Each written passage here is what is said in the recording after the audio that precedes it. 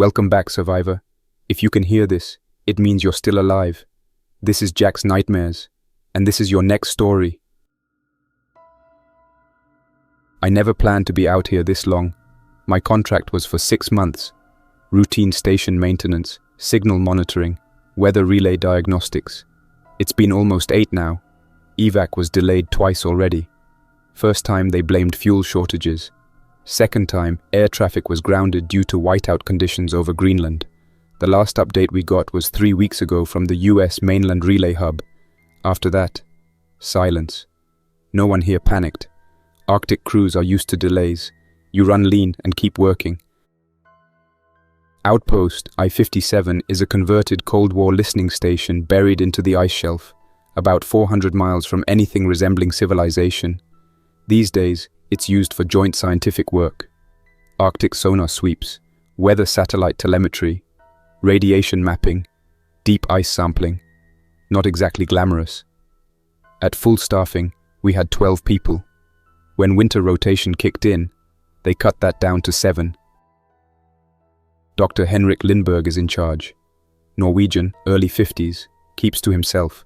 The rest of the team includes Cortez, the medical officer, 2 biologists who mostly do their own thing in the lower labs, James from mechanical, who handles the diesel systems, Marcus, the station cook and utility backup, and me. I monitor comms, maintain the satellite uplinks, and keep the radio systems from freezing up in sub-zero temperatures. Most days are quiet. The work's repetitive, but it matters. People rely on this station's data for forecasts and seismic activity reports. The isolation wears on you slowly. No sunlight this time of year. It's just black sky, ice fog, and the sound of your own boots in empty hallways. Sometimes I play old recordings through the shortwave bands just to fill the space. Henrik set strict power quotas to preserve fuel, so we rotate heaters between wings. That means sleeping cold and working in layers. 4 nights ago, I was in the comms room doing a routine frequency sweep. We track multiple bands, military, civilian, maritime. I picked up something faint on a low-frequency channel usually used by aircraft. At first, I thought it was just bounce back from a weather balloon or stray radar scatter, but the timing was strange. I cleaned up the signal. It repeated twice. Emergency down transport, request recovery, biological risk on board. I didn't alert Henrik right away. Instead, I archived the recording and tried boosting the dish gain to get a clearer trace. No luck. The signal was faint and partially scrambled, like it had been relayed through an off-grid repeater. Not direct. That part bothered me more than the message itself. Next morning, I brought it to Henrik. He played it back without saying much. Then he had us all meet in the main lab. He told everyone we might be receiving visitors, possibly survivors of a crash. When asked if we had confirmation from US command, he said satellite lines were down. Cortez pushed back. She made it clear that if it was a biohazard situation, we weren't equipped to handle it. Henrik insisted that we follow basic humanitarian protocol. That was the end of the discussion. By 11, a snowcat arrived. Military-style track transport, blasting through the drift walls. The cab door opened, and 2 men stepped out in full Arctic gear. They didn't give names. Both had sidearms. One was limping, dragging his right leg. They unloaded a third figure, a man strapped inside a sealed biocontainment pod. Breather mask, hazmat hood, not moving. We cleared out the backup storage wing and reactivated the quarantine section. It hadn't been used in years. Cortez got the pressure seal online, ran basic decontamination, and secured the patient inside. The 2 soldiers refused to answer questions about their mission. Henrik showed me a file folder they handed him. Black cover, no markings. Inside were short procedural notes. Nothing concrete. He told me to keep the external relay offline and avoid uploading the signal log. Later that day, the limping soldier collapsed in the hallway outside the galley. Cortez and I helped carry him to the infirmary. He was burning up, sweating through his parka despite the freezing temps. His skin looked off, pale, slightly waxy, like the blood wasn't circulating. Cortez ran basic vitals. No clear diagnosis. High fever, erratic pulse, unresponsive pupils. She started him on IV fluids and isolated him. That night, something tripped the breaker in Sector 3. I went down with James to check. Generator output had spiked and then dropped hard. The base was running hotter than usual on the west wing. James checked the ducts, said the temp regulators were overcompensating because something was draining heat fast. We suspected a busted seal in the lower quarantine corridor. In the morning, Cortez pulled me aside. She said the man in the hazmat suit had woken up briefly. He didn't speak clearly, mumbled gibberish, then started seizing. Body spasms, uncontrolled movement. Cortez administered a sedative. She tried drawing blood. The sample came out thick, slow. She said the clotting was abnormal, not bacterial, not fungal, something else. By midday, the injured soldier was dead. No code blue alert, no dramatic collapse. Cortez went to check vitals and found he was cold and unresponsive. Henrik made the call to store the body in Freezer Unit 3, short term, until the storm cleared, and evac could be scheduled. I helped move the body. It felt heavier than it should have been, still warm. We sealed the unit. Henrik logged the entry. Just after 20 hours, I ran a diagnostic check and noticed something strange. The main satellite dish had been manually realigned. I pulled the log.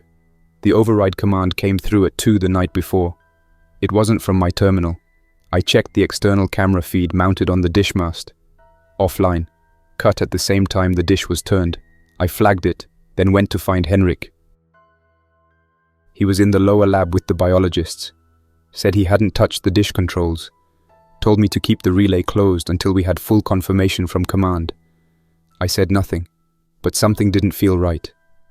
That night, I set up a secondary shortwave receiver in my room, tuned it to aviation bands, and started scanning. At 0140, I picked up a repeating phrase on 7.400 MHz. The voice was male, garbled, slightly delayed. It said, "It's already inside. Too late. Stay sealed." 3 times. Then silence. I logged the file, time-stamped it, and played it back twice. There was no origin ping. It had been rebroadcast again, through another relay. In the morning, I brought the file to Henrik. He played it, then stared at the wall for a minute before telling me to delete it permanently. Not archive, not log, just delete.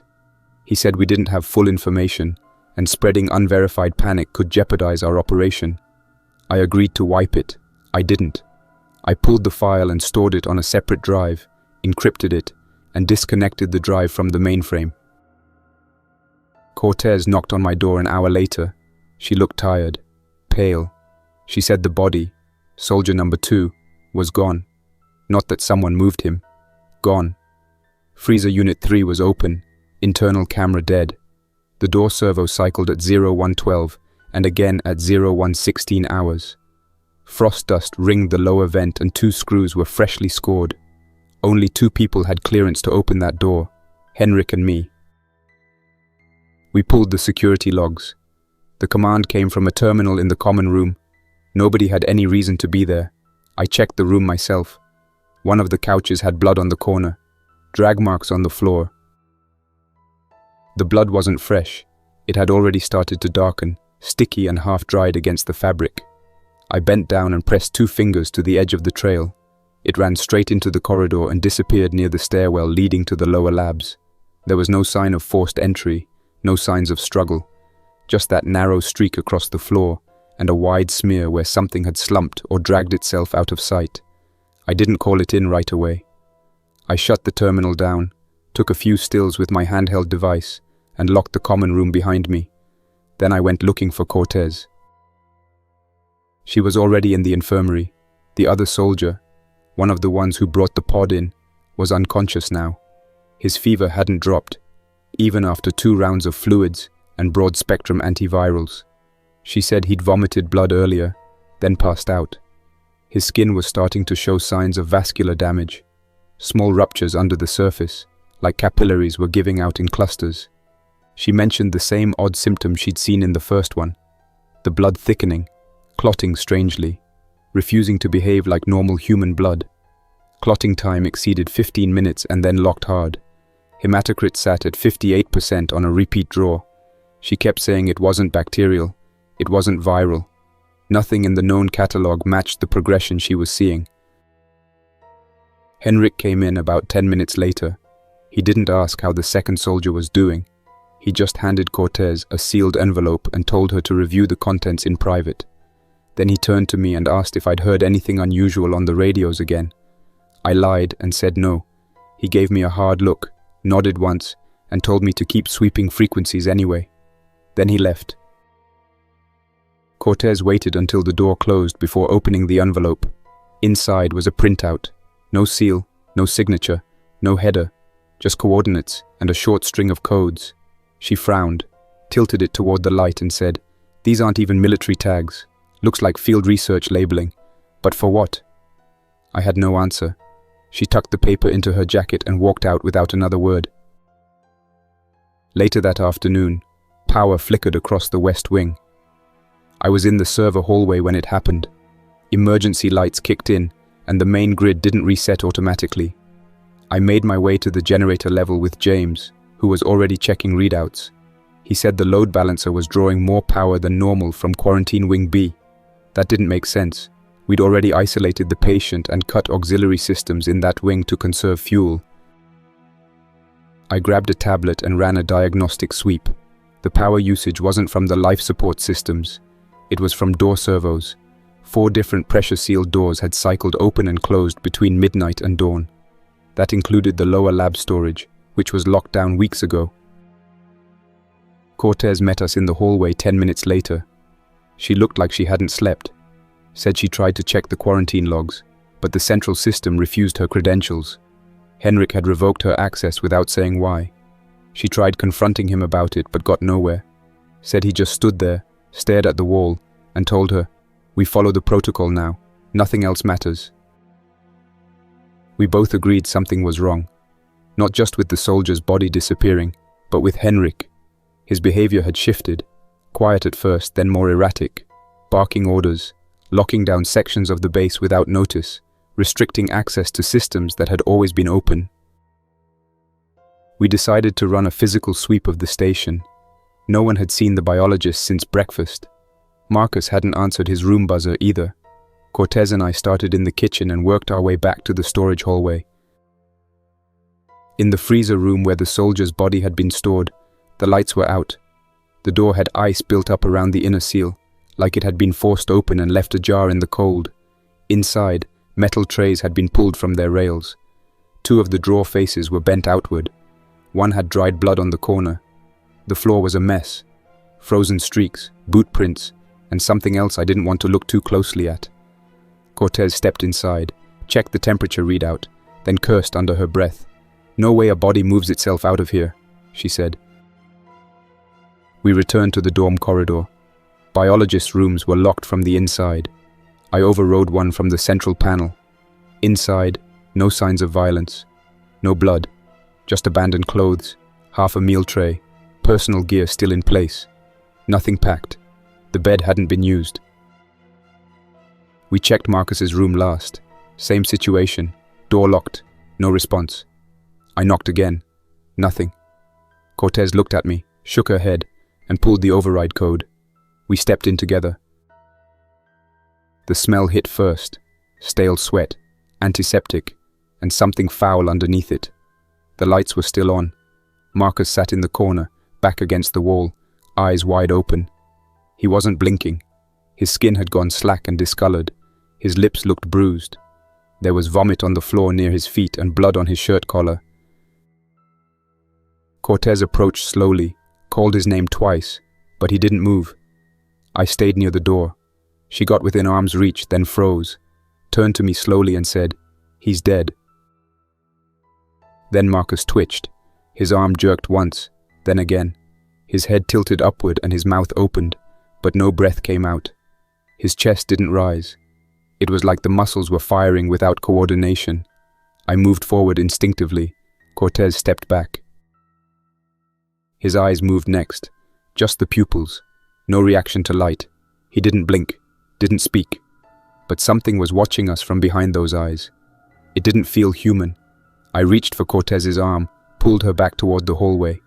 We sealed the door and locked it from the outside. We found Henrik in the main lab, alone, hunched over a data terminal. He didn't turn when we walked in. Cortez demanded to know why the systems had been locked down, why the cameras had been shut off, why people were dying. Henrik said nothing for a long time. Then he finally spoke. "They told me to keep it contained," he said. "Said the cold would slow it, that we had time." Cortez stepped forward. "Time for what?" He looked up. His face was pale, eyes bloodshot. He was sweating. "To study it," he said. "To learn how it survives." Then he collapsed onto the desk. I moved quickly, checked for vitals. He was still breathing, shallow and slow. Cortez started preparing a saline drip, but I stopped her. Told her we needed to move him somewhere secure, somewhere isolated. She agreed. We dragged him to one of the old exam rooms and locked the door behind us. Back in the hallway, Cortez asked the question we'd both been avoiding. What exactly did they bring here? I went back to the comms room, pulled up the encrypted drive, played the old message again. "It's already inside. Too late. Stay sealed." That wasn't a warning. It was a fact. I ran a trace on the original signal path again. Same bounce-back pattern, same masked origin, but this time, something was different. The source relay had a backlogged data queue. Attached to it was a video file, no metadata, no timestamp. I decrypted the frame headers and ran it through the visualizer. The footage showed a sealed lab, concrete walls, overhead lights, a two-way mirror. Inside the room, a man in a hospital gown moved in short, stiff bursts and then stood still for hours. His arms were bound behind his back. A voice over the intercom gave him instructions. He didn't respond. His shoulders jerked forward once, then again. His spine twisted slightly. Blood trickled from his nose. His mouth opened. Nothing came out. Chamber temperature held at -8 degrees Fahrenheit the entire time. I scrubbed the timeline forward. The video didn't cut. No editing. He remained standing, motionless for hours at a time, occasionally pacing, occasionally stopping, never speaking, never collapsing. He should have died, but he didn't. The last timestamp showed it had been over 72 hours since initial symptoms. Temperature in the chamber held steady at -8 degrees Fahrenheit, and he was still moving. The video feed ended on a static frame. I stared at the screen longer than I should have. I had seen enough to understand. The cold wasn't killing this thing. It was keeping it alive. I went straight to Cortez. She was in the infirmary, tending to the second soldier.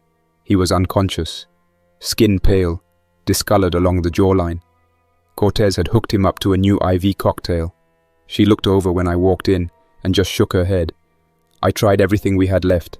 None of it's working. I told her about the video, the cold chamber, the man who never died. She didn't ask to see it.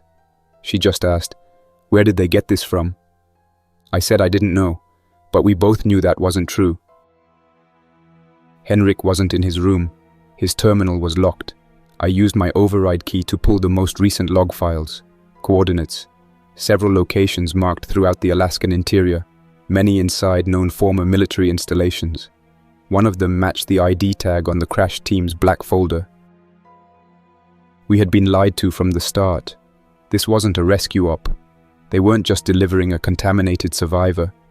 They brought this thing here on purpose, hoping the temperature would slow it down, hoping they'd be able to observe it long enough to get whatever data they needed. Except now, we were the ones inside the containment zone. The generator tripped again. Same circuit, same pattern. I went down with James. He looked exhausted. Hadn't slept. Probably hadn't eaten either. Said he'd already checked the lines twice. The fault wasn't mechanical. It was usage. Something was drawing too much load from Quarantine Wing B. We both headed there, but the internal doors were sealed, locked from the inside. James tried using his badge, but the panel refused him. I tried mine. Same result. The door lights flashed red. Cortez joined us 10 minutes later, full mask on, sleeves taped at the wrists. Said the medical bay monitors were picking up subtle movement from the sealed chamber where the unconscious soldier was being held. She thought he might be waking up. We pulled up the live feed from the internal camera. Static, just audio. I isolated the channel and boosted gain. There was no talking, just slow movement, wet sounds, something dragging. Cortez looked at me. We can't leave him in there. We tried the emergency bypass code, but the system refused. Someone had overridden core access. It wasn't a glitch. This was intentional. We returned to Henrik's terminal. I force unlocked his profile and searched the log history. He had reclassified the medical bay and quarantine wing B as a red zone. That gave full control to his admin key only. I printed a copy of the access tree and handed it to Cortez. She read it silently. He locked us out, but why? That question answered itself 30 minutes later. We found one of the biologists, Emil, in the west stairwell. Face down, no weapon, no gear, just blood soaked through the lower back of his parka. The stairs were smeared. Looked like he tried crawling halfway up before he stopped. His throat had a clean tear in it, no sign of a knife, no entry wound from a projectile, just torn. Cortez pulled his jacket off and leaned down to check for vitals. I told her not to. She did it anyway. No pulse, no temperature. His eyes were open, but dry. Whatever happened to him, it hadn't taken long. James helped us move the body into the storage locker. We sealed it manually with a secondary code. I offered to post watch. Cortez refused, said she'd take first shift. I told her I'd be in the comms room, rerouting power to the repeater tower. I didn't mention the backup radio I'd built inside the cabinet. I scanned the bands again. 7.400 megahertz. No signal at first, then a repeat. Same voice, same 3 lines. It's already inside. Too late. Stay sealed. But the voice was slower now. Not natural speech rhythm, more broken. I froze and replayed it 3 times. The 60 Hz room hum matched my comms rack, and the same compression hash followed hard consonants. It wasn't a copy of the sentence. It was my earlier recording cut apart and rebuilt. The message had been clipped and rebuilt. Someone or something was mimicking the recordings I'd transmitted before, cutting them apart and sending them back. I checked the metadata. Signal was being bounced off a nearby repeater we hadn't used in years. Tower R18, roughly 6 miles southeast of the base. Not part of our current operational array. It had been decommissioned due to frost damage 3 winters ago. I suited up, double-layer thermal, pulled the short-barrel shotgun from the emergency locker, loaded 6 shells, slid the remaining cartridges into the outside pouch of my pack. Cortez saw me as I moved through the hall. She didn't try to stop me, just asked, "Are you coming back?" I told her I'd try. The snow outside was heavier than expected. No visible moon. Winds pushing sideways across the flat. I moved slow, used the drift walls as cover when possible, kept the repeater beacon locked in on the handheld. I knew I couldn't make the full trip in one push, not without losing orientation. Halfway there, I spotted tracks in the snow, bare feet, multiple sets, but no body heat markers, no fresh disturbance. Whatever made them had passed through recently. They walked in silence. No gear, no suits. I kept moving. The repeater tower came into view just before dawn. Metal scaffolding bent slightly from wind damage. Solar panel long dead. Hatch was closed, but not locked. I stepped inside. Inside was warm, warmer than it should have been. I shut the door behind me and swept the room with the flashlight. Dust, ice melt, dried blood in the corner near the repeater console. The system had been manually powered using a compact fuel cell, standard military issue. Not from our station, still humming, just barely. Someone had hot-wired the repeater into the broadcast node and linked it to a handheld recorder.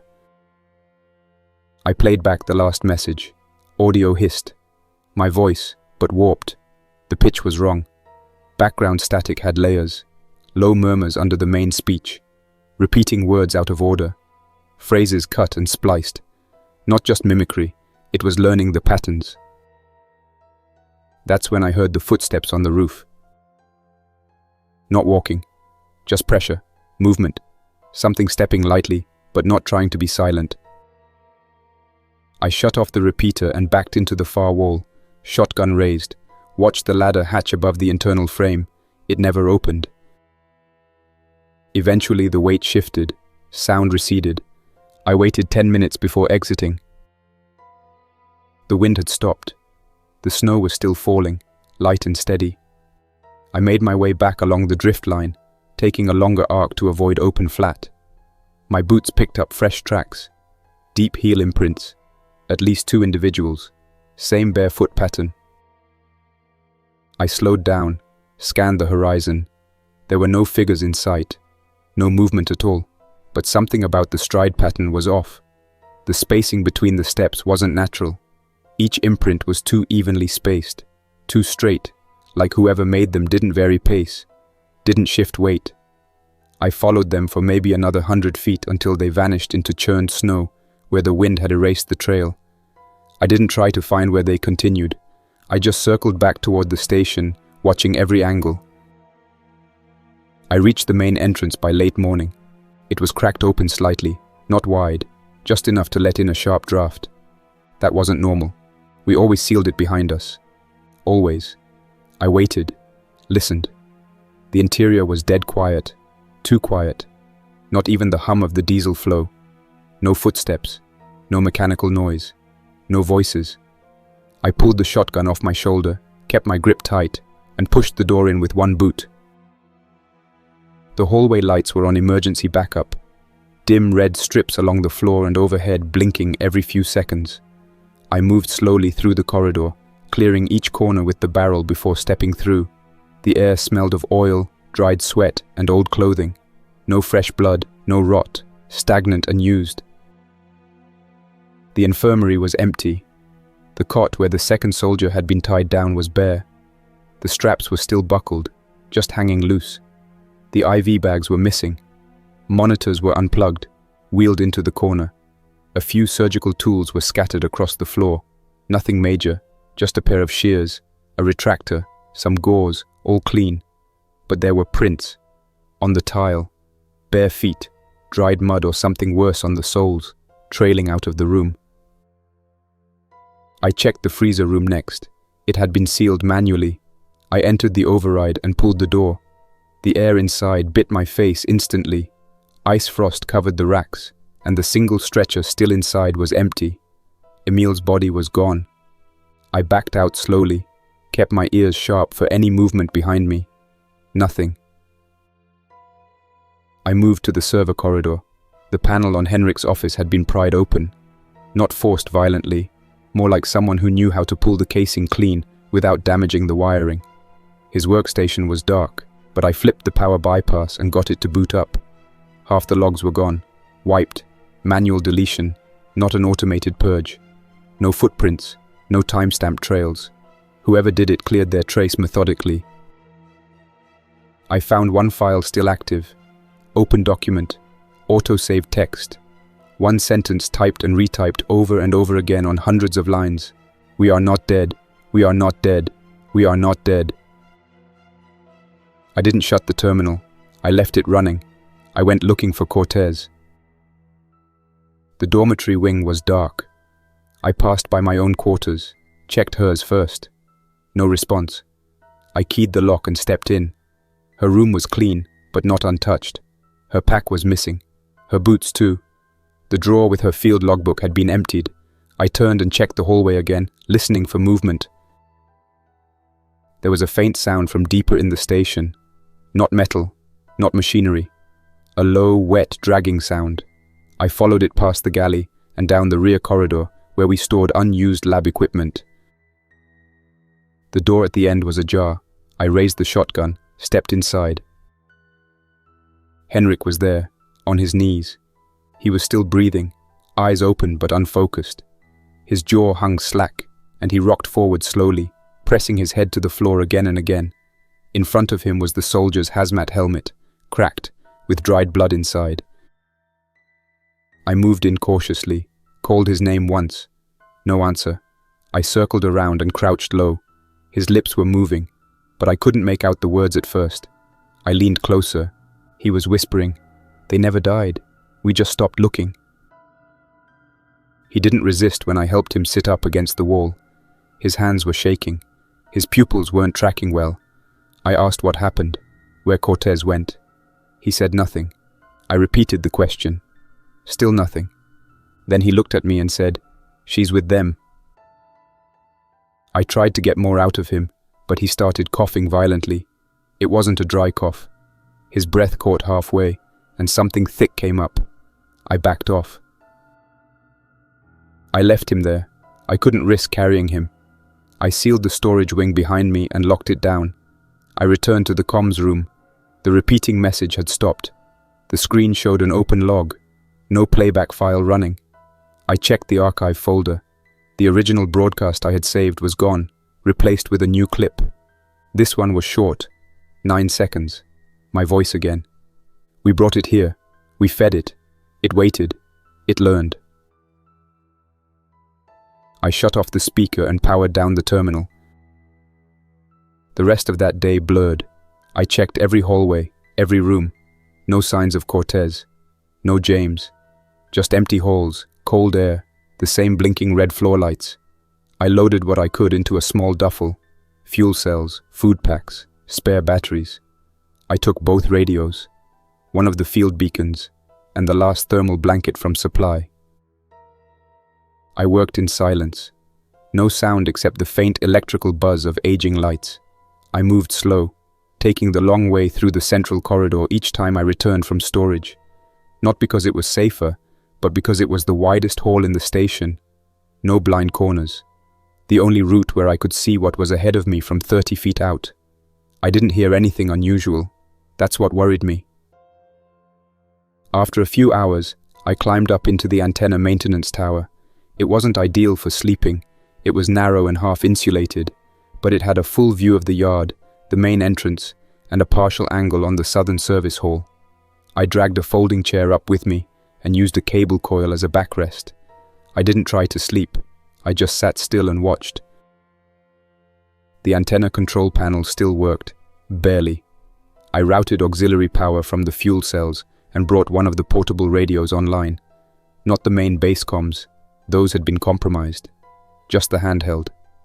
I broadcast a standard wide-range distress loop on 6 bands, including the 7.400 MHz signal. The loop was short and basic. Location, number of personnel unaccounted for, suspected biological event.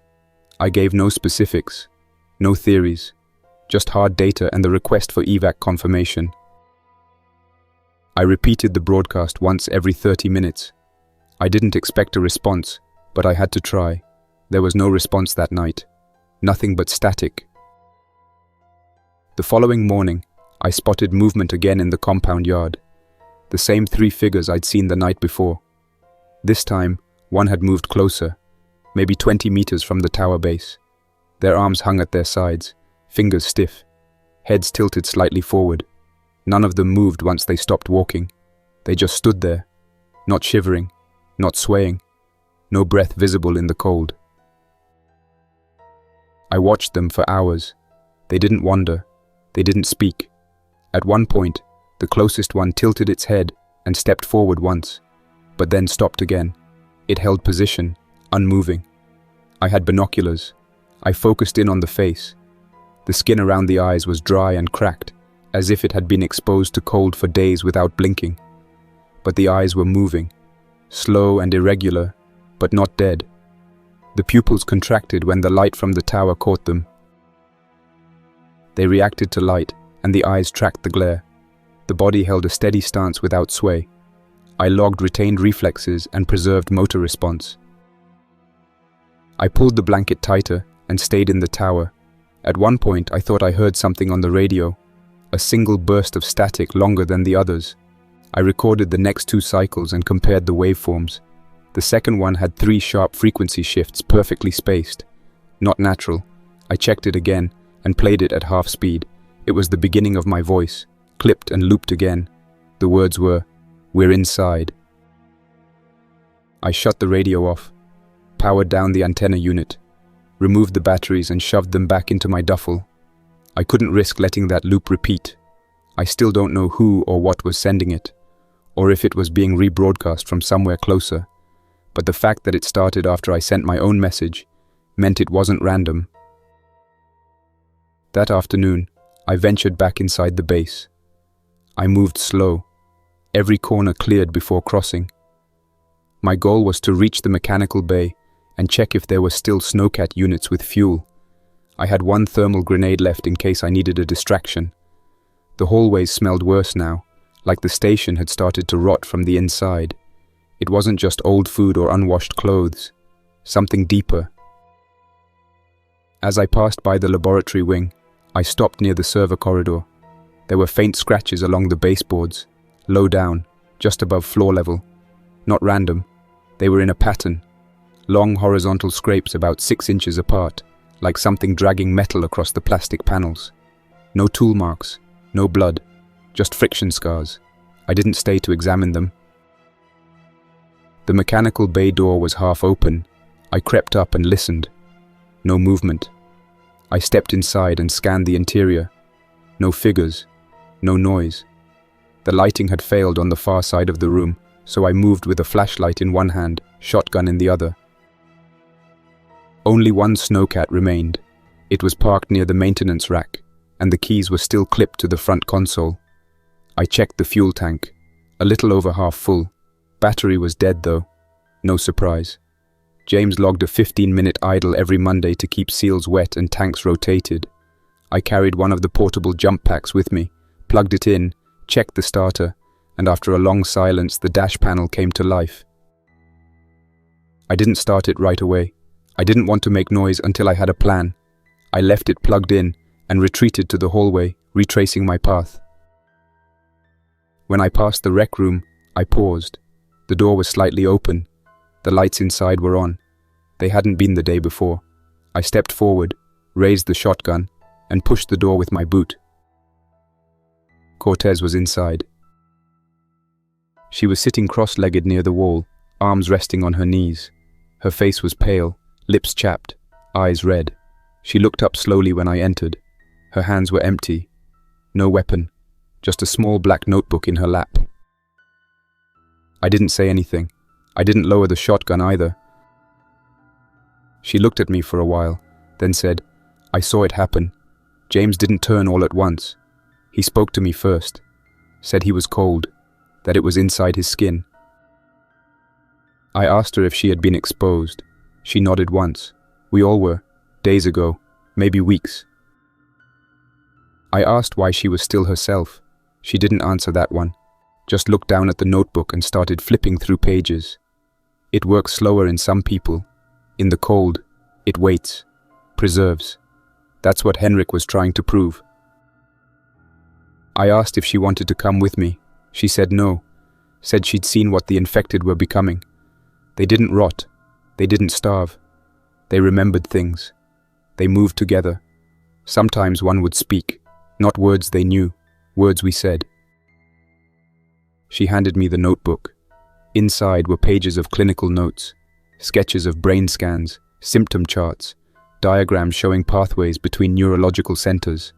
One section was highlighted, a sentence underlined twice: preserved consciousness in post-mortem stasis, cold halts decay, viral latency maintained at sub-zero. She stood up and walked toward the door, stopped next to me, looked tired, said she would stay behind and try to wipe the server. If they send another team, they can't get what's in there. Wiping meant overheating the racks with airflow reduced. She knew the exposure risk and said she would finish within 2 hours. I told her not to wait too long. If she changed. She nodded. I'll know. I left without saying goodbye. Back in the mechanical bay, I packed the snowcat with everything I had. Fuel, food, the notebook, the radios. I didn't turn the lights on. Just ignition and slow idle. The fans kicked on. Engines started to warm. I stayed inside the cab for a while, watching the compound yard. 3 figures stood at the outer edge again, same as before, unmoving. But this time, they were joined by a fourth. She was smaller, lean, wearing a parka I recognized. Cortez's parka. She didn't wave, didn't speak, just stood with the others.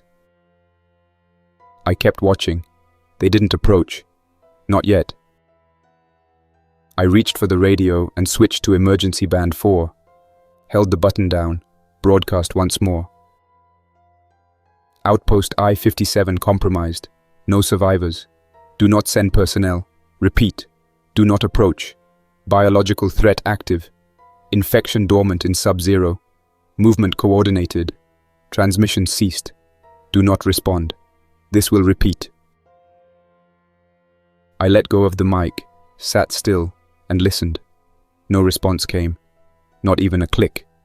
The radio's carrier wave indicator stayed lit for 6 seconds longer than it should have. That meant something was out there listening. Something holding the connection open just long enough to prove it heard. Then it dropped. Silence again. I cut the engine on the snowcat and sat in the cabin. Didn't want the noise drawing more attention, even with the 4 figures standing still outside. They hadn't moved, not one step closer, but the way they were spaced, too even, same angles, same facing direction. They weren't just wandering, they were waiting, observing. I checked the onboard GPS. No signal. That wasn't unexpected. Too far north for civilian satellites to track without boosted equipment, and I didn't have a working uplink antenna anymore. I pulled out my map, the old one we used for planning ground routes, and laid it across the dashboard. I marked Outpost I-57, drew a line toward Tower R18, the relay I visited earlier, and then another toward the secondary repeater station. That second repeater, Tower R22, wasn't part of our usual loop. It was shut down 2 years ago after part of the ice shelf cracked beneath it. The support structures held, but management pulled its funding, said it wasn't worth maintaining. I remembered it was somewhere near an old geological survey site. No permanent structures, just a buried shelter and a windmast.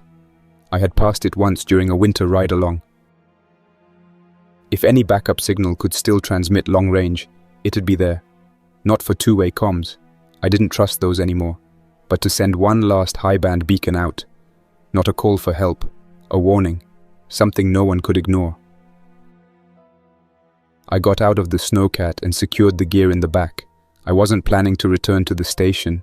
I shut the bay doors and climbed back up to the antenna tower. One last sweep of the main comms board. Still dead, but someone had left a note behind, handwritten on the edge of the terminal. 4 words in black ink. Don't follow the lights. Out past the ridge that night, a halogen work lamp pulsed on and off at a steady interval with no wind on the mast. I left it alone. I didn't know who wrote it, didn't recognize the handwriting. That was the part that stuck with me. Before I left, I went to Henrik's room. He was gone. His cot was stripped, drawers empty. His boots still sat by the door, laces tucked in, dust settled around them. I checked the closet and found one of the hazard suits missing. It didn't make sense. If he had turned, he wouldn't be preparing for travel. If he hadn't, then where was he? The suit was still charged. The charger's display said it had finished cycling power 3 hours ago. That was after I'd seen him last. I grabbed the remaining suit, sealed myself inside it, and left through the lower maintenance corridor. It exited on the south side of the facility, avoiding the yard entirely. I stayed off the main path, cutting along the snow ridge. I didn't look back. The trip to the repeater tower should have taken 2 hours. It took over 4. Snow depth past the ridge was higher than expected, forcing the snowcat to crawl at half speed. The sky stayed dark the whole way, pale green bands flickering just below the horizon. My dashboard compass spun once for no reason, corrected itself, then spun again. I shut it off and followed the terrain by memory. I arrived at the marker for Tower R22 close to what I assumed was early evening. The tower was still standing, crooked slightly, but intact. One of the solar arrays had snapped in the middle and leaned awkwardly across the generator shed. The entrance to the buried control cabin was still visible, Though the access ladder had iced over, I kicked it clear, climbed down slowly. Inside, it was warmer than expected. No lights, just the faint hum of residual power. Something had been using this repeater recently. The backup batteries weren't dead. That only happens if someone cycles them. I turned on the emergency light. The walls were intact, equipment covered in frost, but not damaged. A stack of gear sat in the corner. Ration packs, a rolled sleeping mat, and an empty thermal flask. I found a logbook on the desk. It wasn't from our station. The entries were brief, dated a few days earlier, and the handwriting matched Henrik's quick block script. Signal strength holding. Repeaters rerouted. Visitor observed near R18. Infection shows awareness. Continuing passive monitoring. I flipped back 2 more pages. Subject eyes track movement. Vocal mimicry increasing. Memory pattern appears linked to proximity of known phrases. Then one more line, underlined twice. Survivor input required. Must broadcast original. I didn't know what that meant, but I had already planned to send a full-range loop. I powered up the transmitter. The controls still worked. I bypassed the error flags and rerouted the satellite link to the high-band antenna. The frequency readout flickered, then held steady. I connected my field recorder, set it to live mic, took a breath, then started speaking. This is Ethan Reyes, civilian communications engineer, formerly assigned to Outpost I-57. This message is for any aircraft, ground teams, or facilities within range. Do not approach Outpost I-57. This is not a quarantine zone. It is an active containment site. Unknown pathogen confirmed. Symptoms begin with disorientation, delayed neural response. Changes in voice pattern. Cold temperatures do not destroy the infection. They preserve it. Infected subjects remain ambulatory. Display organized movement. Mimic speech. Show memory retention and coordination. Repeat. Coordination. Units may move independently, but are not autonomous. Treat recordings and voices as lures. Do not respond on any band. I paused, checked my notes, then continued. All secure records should be reviewed for Air Force Black Site designation Theta 7A. Associated transport call sign was Ghost Echo. Flight downed near this location. Cargo survived impact. Containment failed. This facility was chosen due to external temperatures, not safety. The decision to house the specimen here was intentional. We were never briefed. We were not told what we took in. I ended the message there and set it to loop every 15 minutes. I boosted the transmission to all known beacon bands and saved a copy to the relay's internal memory. I didn't expect it to go far, but someone would hear it. I stayed in the repeater overnight, blocked the hatch with a steel pole and checked each wall seam for drafts. At some point I dozed off, slumped in the chair by the console. When I woke, everything was silent. Not quiet, silent. The repeater was still transmitting, but I heard no wind outside. That didn't make sense. There was always wind here. I powered down the light and listened closer. There was something under the static. Not radio. A sound coming from above. A voice, maybe. Slow, mechanical. The more I focused on it, the clearer it became. It was moving through a rhythm. Pause, repeat, pause again. Like a recording played through a damaged speaker. Each syllable dragged slightly longer than normal. I climbed one step on the ladder, just enough to hear it better. The words came through clearly this time. It was my voice. It said, "Stay awake. Don't freeze." Then silence. Then again, exactly the same tone and timing. It was looping. I didn't speak. I didn't breathe. I stayed there for what felt like an hour, waiting for it to stop. The loop kept running, steady and deliberate. I climbed down quietly and checked the repeater console. The main antenna feed was disconnected, the system completely offline, so whatever I was hearing wasn't from here. The sound wasn't broadcast over any frequency. It was coming through the air itself, faintly vibrating through the steel frame above. When I finally worked up the nerve to open the hatch, I did it slow, easing it just enough to peek outside. The light from the repeater room spilled onto the ladder rungs. Beyond that, nothing but white. The snow was falling again, softer this time, drifting in all directions. No shapes visible, no prints, no movement. I waited for the loop to restart. Nothing came. The silence was so complete it made me think I had imagined it, but I knew I hadn't. I crawled out into the open. The air bit my face through the cracked faceplate. I scanned the ridge with the flashlight. The tower was there, half covered in ice, standing like a skeleton against the horizon. No figures in sight. The wind started to rise again, slow at first, then building to the low moan that had become normal here. I turned the light off and crouched low, trying to keep my bearings. The snow was starting to bury the ladder I had climbed up only hours before. That was when I saw it. A glow to the north. It wasn't natural, too steady, too bright. I thought maybe it was aurora reflecting off ice, but the color was wrong. It was orange, the color of flame or halogen. It was coming from the direction of Outpost I-57. I hesitated. Going back there was a bad idea, but if something was burning, it could mean the containment wing was destroyed. It could mean whatever was left of the infection was gone. I needed to know, not to fix anything, just to understand what had happened before I froze to death out here. I packed my bag, rechecked the shotgun, and started walking. The trip back took longer. I stopped several times when the snowcat tracks disappeared under the drifts. I walked mostly by memory, staying close to the low ridges and snowbreaks. The light ahead grew brighter as I approached. By the time I reached visual range of the compound, the glow had taken over the entire horizon. The base was burning. It wasn't a contained fire. The western wall had collapsed, and what remained of the main lab was spewing black smoke into the night sky. The orange light flickered across the snowfield, making everything shimmer. I didn't see any figures moving. I approached from the southern side, keeping low. The front gate was gone. Twisted rebar and melted steel marked where it had stood. The snow under my boots was blackened.